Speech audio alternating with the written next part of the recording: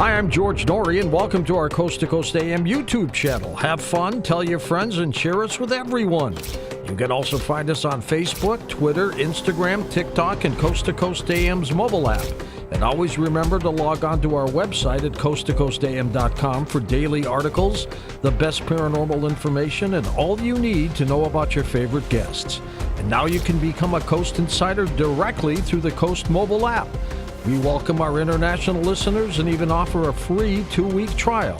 So don't delay. Become an insider today. On August 4th, 1990, two hikers near Calvine in Scotland took a photograph of a very mysterious diamond-shaped flying object hovering in the middle of the sky. For 32 years, that image, dubbed the Calvine photo, disappeared from the public eye, becoming the subject of speculation, theories, myths. But not anymore. Go up to coasttocoastam.com, right under Nick Pope's name, our special guest. You'll take a look where it says Calvine Photo. Click that and take a look at one of the most remarkable photos you've ever seen. That's one of the subjects we'll be talking about with Nick Pope in a moment. Nick Pope worked for the United Kingdom's Ministry of Defense for 21 years. And for much of that early 90s, he was posted to a division where his duties included researching and investigating the UFO phenomenon to assess whether there was evidence of any threat to the defense of the United Kingdom. Nick took early retirement, and in 2006, he now lives in the U.S., where he works as a broadcaster, journalist, specializing in stories on UFOs, the unexplained, conspiracy theories.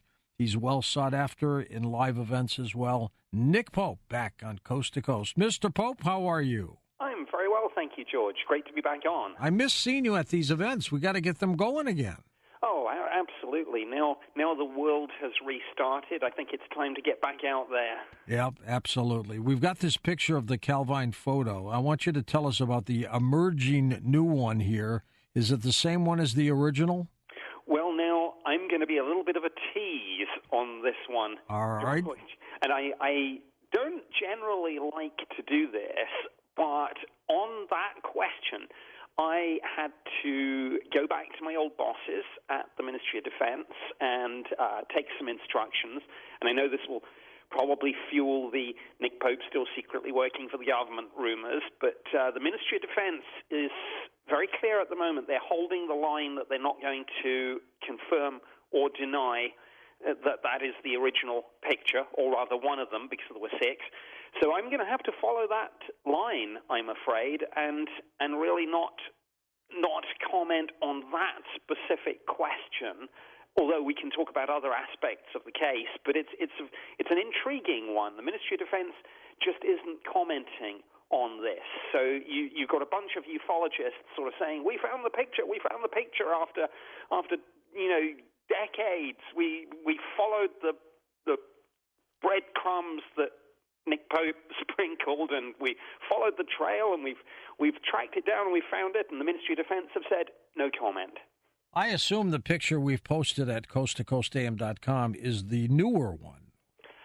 I don't know which one you've posted, actually, so I'm going to have to check. I mean, this is part of the issue with this. There's so much confusion because, in fact, the only image that the Ministry of Defense has confirmed is genuine is a really poor quality black and white photocopy taken from one of the originals, which is in one of the declassified files that I worked on.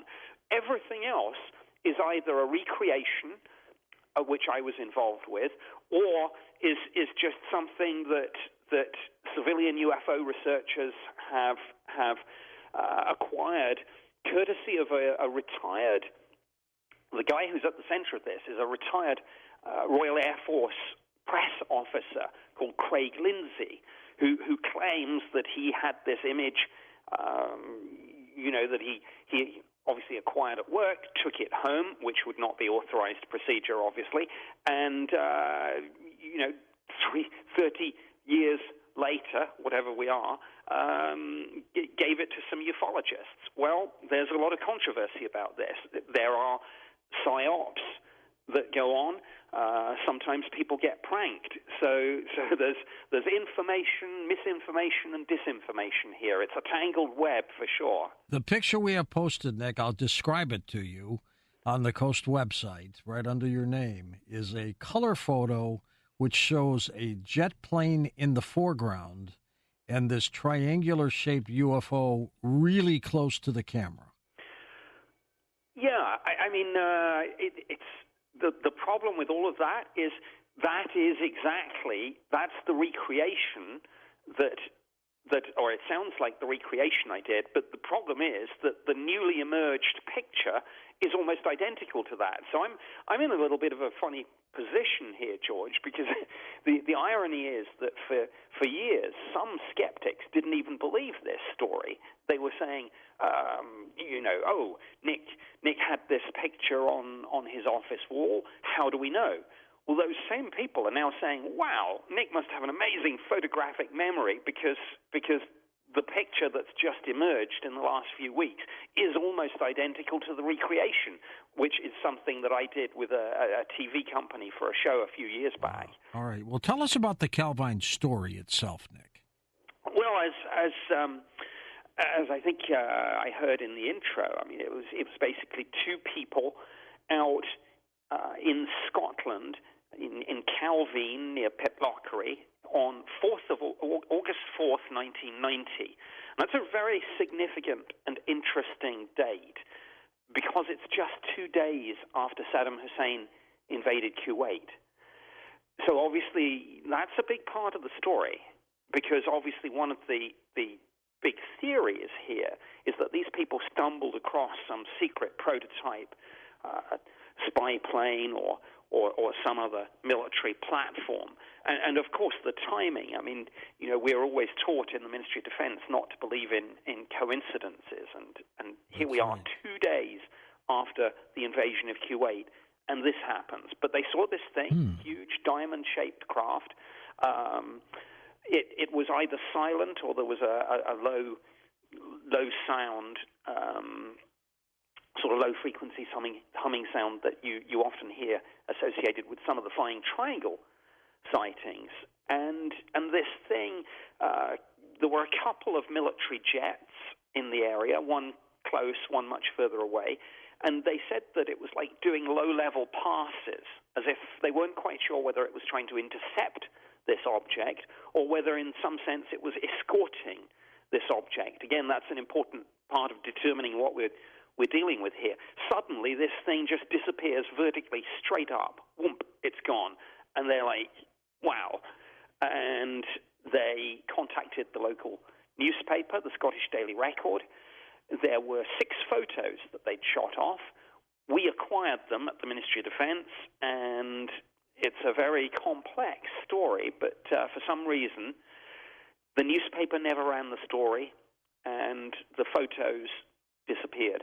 Now, did you know, or do you know, the former British journalist David Clark, who apparently has re-emerged these photos? Well, he's one of the ufologists. He used to be in the British UFO Research Association, and I think there's 6 or 9 of them in this group called UAP Media, who claim to have acquired this from Craig Lindsay. But as I say, it's all at the moment, until the Ministry of Defense actually comment, and a lot of people are pressurizing them to do so, but until they do, we don't really know what we're dealing with here. Is this a controversial story, Nick? Oh, hugely controversial. This caused a diplomatic row between the U.S. and the U.K. because it took place against the background of allegations that there was a secret U.S. spy plane, codenamed Aurora, being test flown in the U.K. And this whole issue got tangled up with the UFO issue. We asked the U.S. intelligence community, are you flying something like this in our airspace? They said, no, we're not.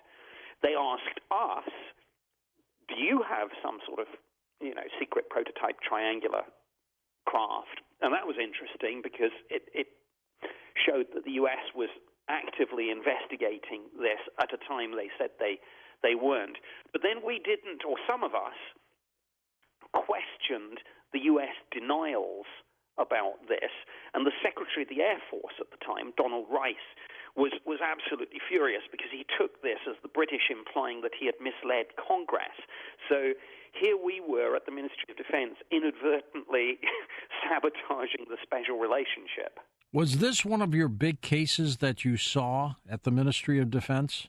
Yes, it was. Now, in fact, it was my predecessor, because my time on the UFO program was 91 to 94. So this incident took place 1 year before I took up my post.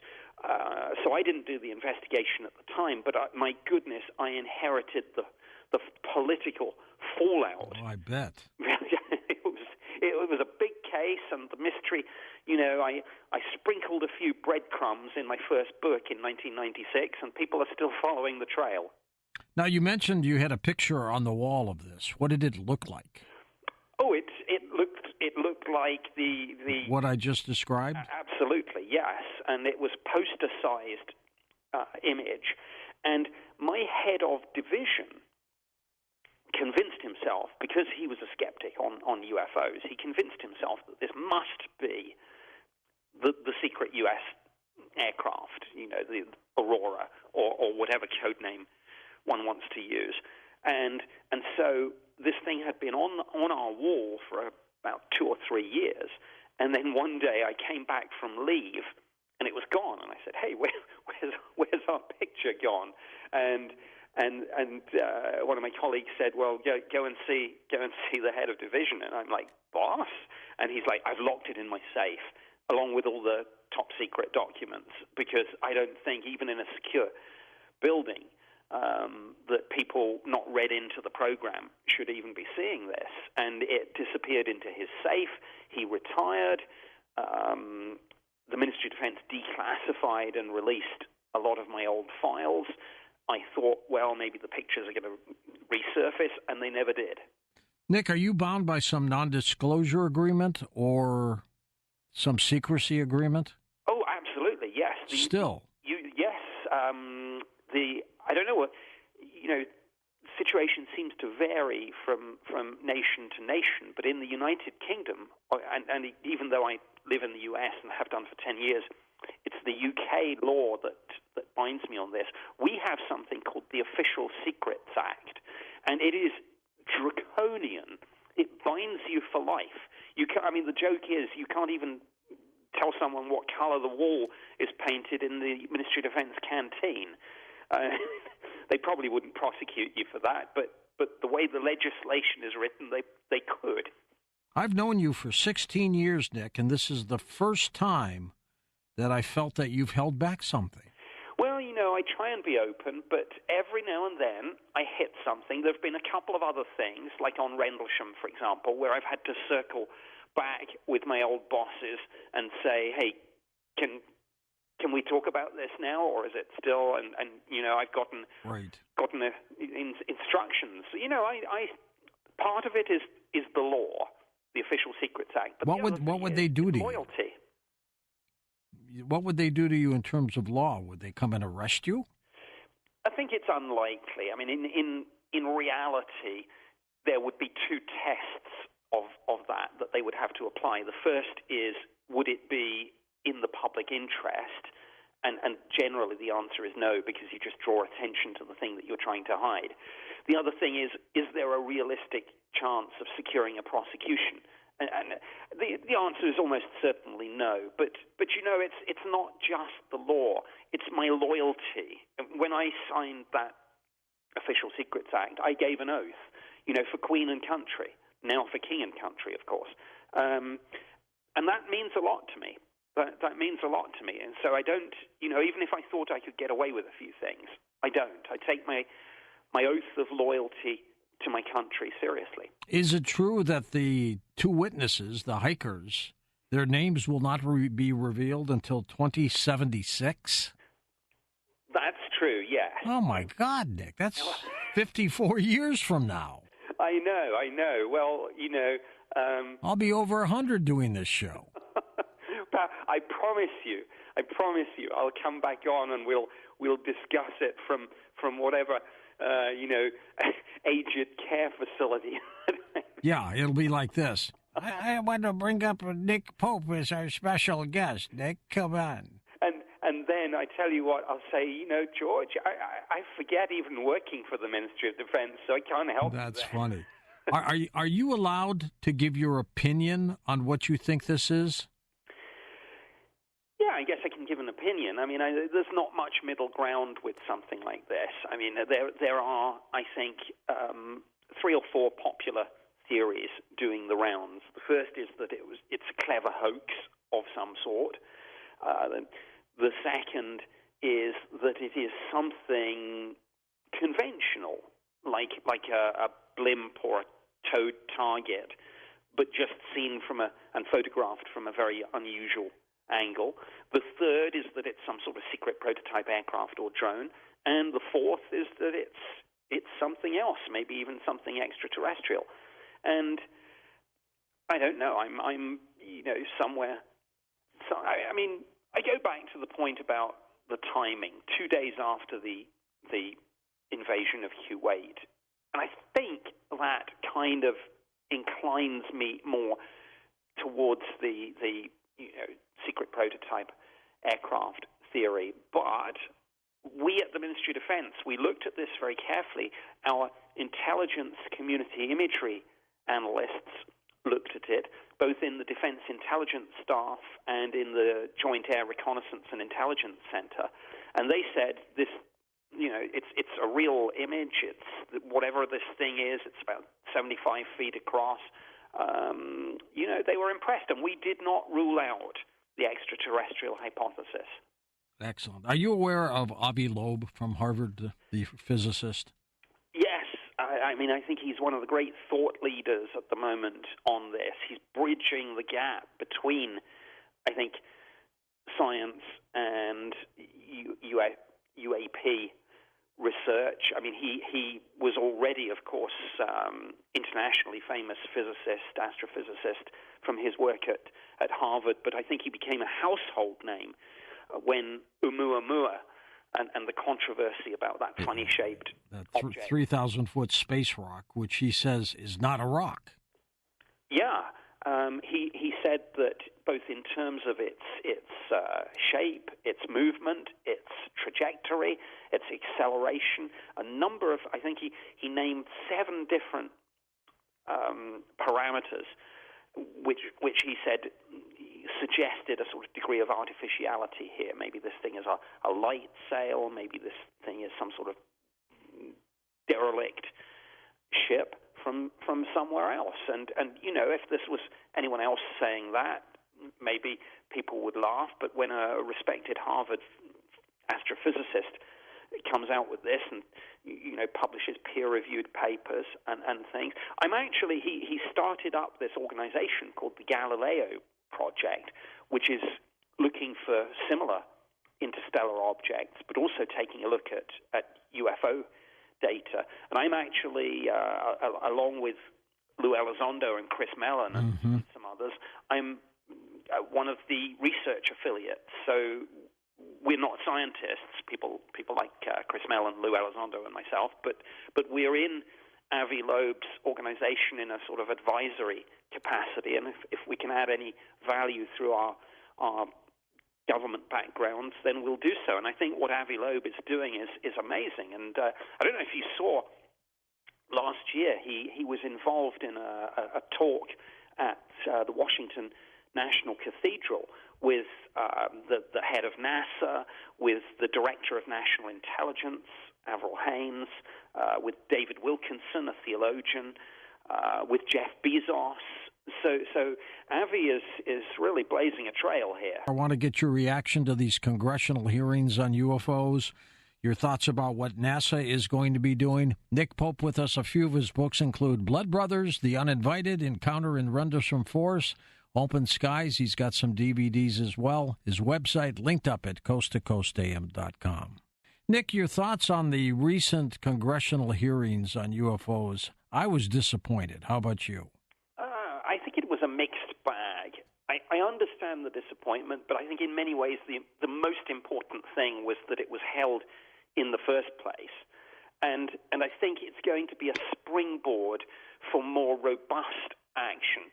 And I don't know about you, but I was struck by actually how angry a couple of the congressional representatives were afterwards, and you pretty much came out and said, I don't think we're getting the full story here. I'm not satisfied with what we've heard. And I think it's almost a certainty that we are going to see more public hearings. And, of course, in the legislation, it's mandated already, and there's more to come, that there must be regular reports. We've had one already, of course, in June of last year. We're going to get another one, public report. There are behind-the-scenes classified briefings, of course, and there's a lot more in the pipeline. So I understand the disappointment, but I think things are going to get better. What about NASA now? What are they undertaking? Well, that's interesting because for years, NASA, I think, resisted getting involved in this subject, and they said it's not really in our remit. And then it's quite clear, listening to the current administrator, Bill Nelson, that he takes a different view. And as he's now heading up the organization, he's clearly said, no, I want people to take a look at this. And clearly, when you've got the Department of Defense and the intelligence community saying there's something in our airspace, and we need to find out what it is because it's a defense and national security issue, and we've got military satellites, and we've got civilian satellites, and we've got all sorts of other things like James Webb and the Deep Space Network and other space tracking radar systems. Clearly, NASA has a part to play, and so they're gearing up to do a study. Generally, it's going to be at unclassified level, and I think that's good news and bad news. It's good news for those who want openness and accountability. But the bad news is, of course, the DoD have been looking at this for a long time, have a lot of classified data on this, and if the NASA people aren't going to access that, it's like they're going to be doing this study with one hand tied behind their back. Now, they've said that some of the people on the study will have appropriate security clearances, but still, I wonder. You've been at this for how many years now, Nick? Oh, gosh, since 91, since I was, when I was first posted to the MOD's UFO project. So that's I guess, like over 30 years now. Do you feel as if we're getting any closer to some definitive answers? Yeah, I think we are. I really do think we are. I think, and I think it's going to be congressional pressure that is going to blow this wide open, if anything does. And particularly what's important about it is that it's bipartisan. So you've got Republicans like Marco Rubio, you've got Democrats like Kirsten Gillibrand, and they're all coming together to say, look, this is not, even in these kind of divided, divisive times, this is not a party political issue. Let's set aside our political differences, let's work together, and let's solve the mystery. And that's why we've obviously got multiple UFO provisions in the current National Defense Authorization Act. But in the next one, in the 2023 Act, we are going to have things that will make what we've currently got look like kid stuff. Why does it seem that we're trying to get some information on this here in the United States, but back to the United Kingdom, they're suppressing things? Why?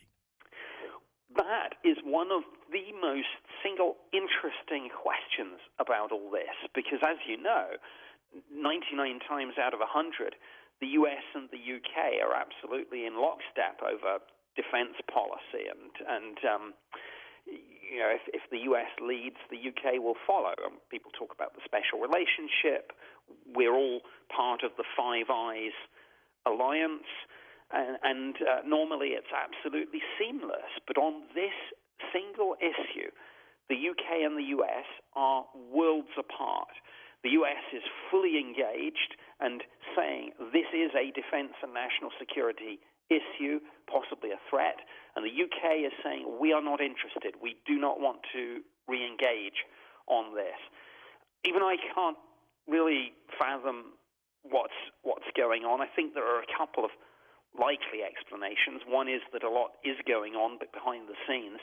But, a few years ago, there was an interesting story.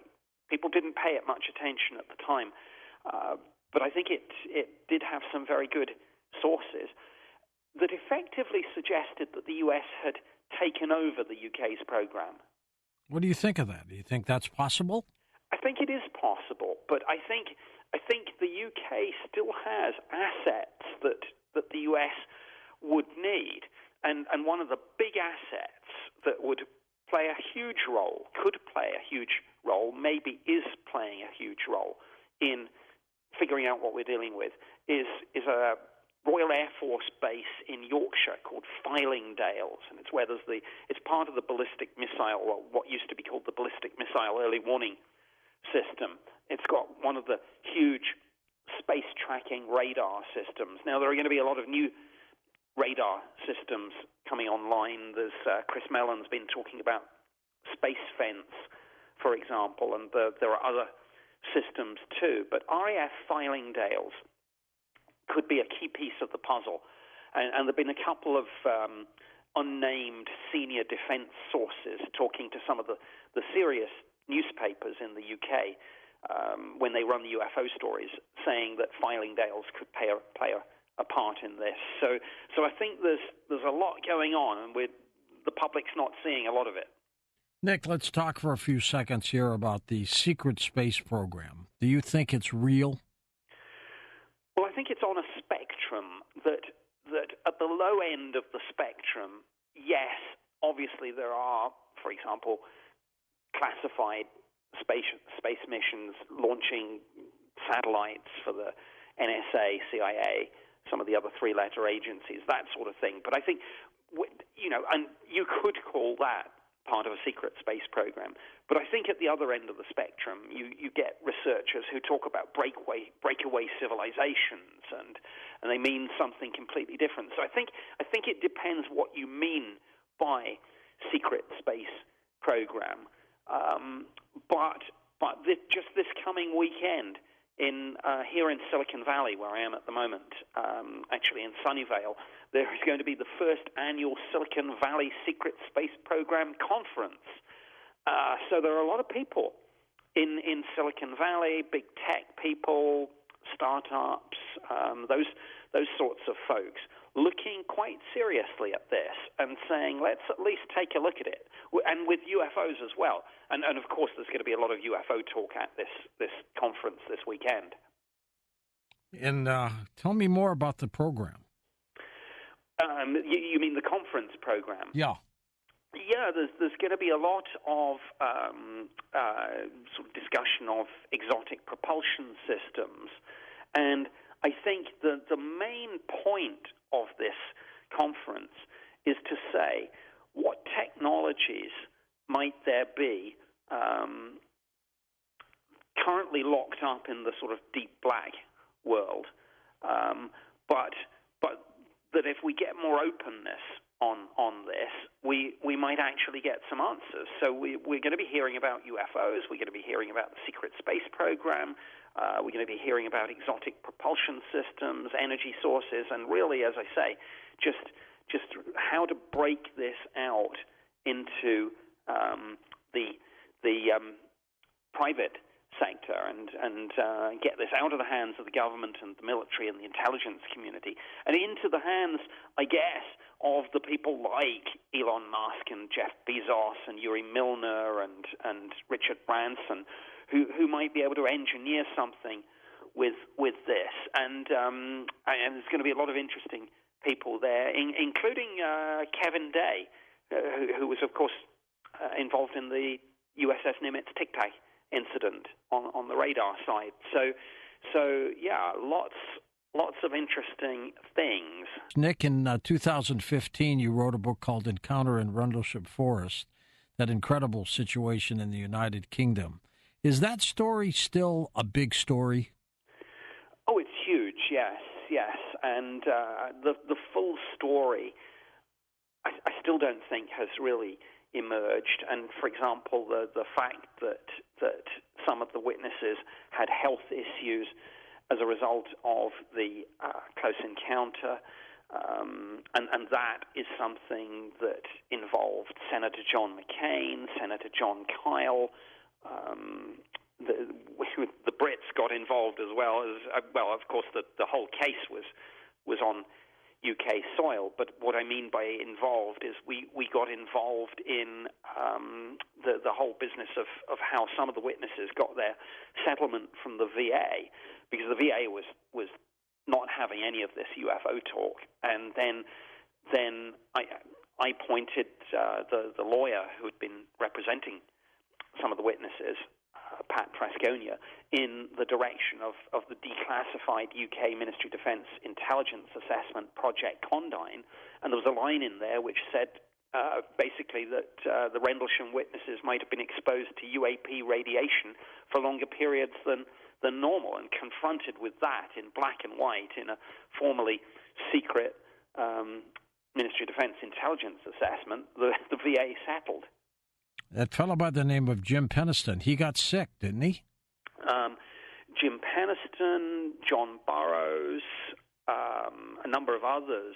I can't go into the details, of course, because of their medical confidentiality and HIPAA and things. But yeah, they've gone on the record, so I think it's okay. We can say the names, if not the details. But yeah, and I don't know whether some of the other witnesses are still engaging with the VA on this or not, and I don't know whether some of John McCain's old correspondence on this will ever see the light of day. But my goodness, it was a complex, convoluted story of these people who served their country, of course, with loyalty and distinction, trying to get hold of their own medical records and then getting told they were classified. And the staffer in John McCain's office, who dealt with the VA all the time on these sorts of issues, said she'd never seen anything like this before. It was as if the rules were just being, thrown out of the window, and there was a new rule book for Rendlesham and UFOs. This happened back in December of 1980. What does the terrain of the Rendlesham Forest look like? Well, it's heavily forested, but this is the really interesting thing. In 1987, we had a storm of unprecedented force in the UK. It was called the Great Storm of '87, but it was almost hurricane force, and it flattened a lot of Rendlesham Forest. So whenever, when I go back there, as I sometimes do to film with TV companies, and everyone says, well, okay, they went down this path, and they went to this clearing. Yeah. I have to point out that it's all changed. I mean, not only have 40-plus years passed, but as I say, in 1987, the whole forest was smashed down, and they had to clear a lot of trees and plant new ones. But in 1980, it was very heavy, wasn't it? It was very heavy, except around the twin bases of Bentwaters and Woodbridge themselves. They cut the trees back so that if the Soviet Spetsnaz special forces ever sort of attacked, there would be they couldn't sneak up. So you don't want the tree line too close to the actual bases. Right. So that's different as well. And at Bentwaters, that's where the saucer reportedly landed, isn't it? Actually, in Rendlesham Forest, which lies between Bentwaters and Woodbridge, the landing was in the forest, so not technically on the base. I mean, how could it have fit with all those trees? Well, it smashed. It was a small clearing, but the object itself wasn't huge. This wasn't one of these huge flying triangles. This was, it was triangular shaped, but it was more like a probe, 9 feet across at the base, but you're right, it was a tight fit, and it smashed some of the branches off as it came down, and that's part of the physical evidence. That's an amazing feat. What are you working on now these days, Nick? Well, I'm, just really two things. Firstly, both in the UK, lost my, in the UK and the US, it's a little bit of a tongue twister there. I'm working behind the scenes on a few things to try and move things forward. But most of what I do now is I guess I'm a communicator on this, and I use my media platform to keep this subject in the public eye, to ensure that everyone is aware that this subject has come out of the fringe and into the mainstream, and I try and take the opportunity to kickstart serious discussions and debates about this on national TV and news shows. You're all over the place. Yeah. I try to be. I try to be, but others are too, of course. People like Chris Mellon, Lou Elizondo, David Fravor, Kevin Day, Ryan Graves, Alex Dietrich. So some of the people who've been involved in these sorts of programs, but it's important to get the witnesses in front of the camera too, and not just the witnesses who've already told their story, the witnesses who have yet to tell their story. Exactly. What drives you in this field? What pushes you? Well, I think the fact that this is just such a big and profound question, one of the biggest and most profound we can ask, and the sense one gets that the pace is picking up, a sort of quickening. I mean, if you look at the last 4.5 years since the New York Times broke the story of ATIP and the U.S. Navy videos, and think of everything that's happened in the last 4.5 years versus the say, I don't know, 20 or 30 years before that, and I think we've come so far so fast, and there's more to come. I mean, we talked about the next round of legislation. One of the huge things, and this is something Chris Mellon talks about a lot, is this proposed whistleblower amnesty that basically anyone who's been involved in historical U.S.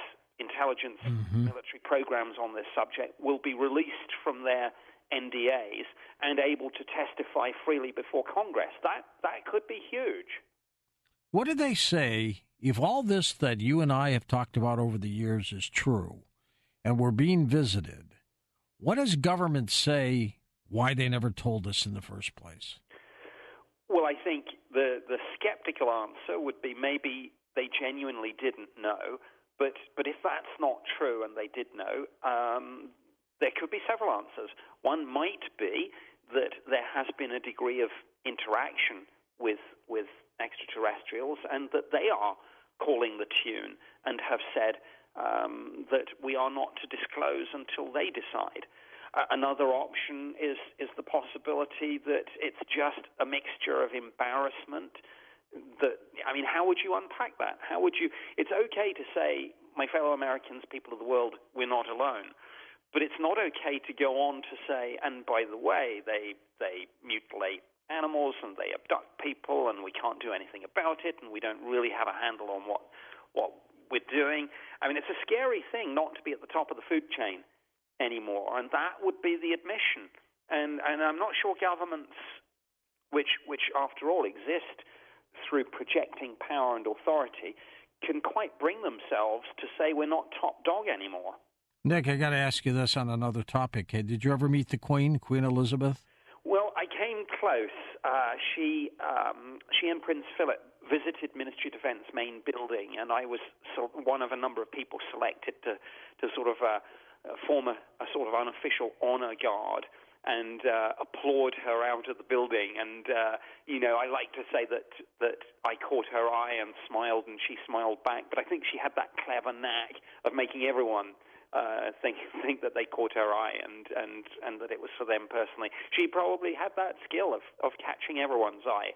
So I guess she walked about 3 feet away, but we did not meet in terms of having a conversation, sad to say. She was truly loved out there, wasn't she? Very much so. Very much so. I mean, as a civilian employee of the Ministry of Defense, I mean, I was working for Queen and Country. We were Crown servants. Our oath of loyalty is to the Queen as head of state. I mean, it's quite complicated. I mean, as a constitutional monarchy, we have that mix of the monarchy and a democratically elected parliament. But the Queen was much loved. Stay healthy, Nick. We need you to keep investigating these cases. Thank you. I will do. Spell out your website, if you would. nickpope.net. POPE.net. Nick, thanks again for being on the program. Thank you. The Coast mobile app is now available for download on iPhones and Android devices. You can become an insider directly through this app. This is a great option for our international listeners, and new users will also receive a free 2-week trial.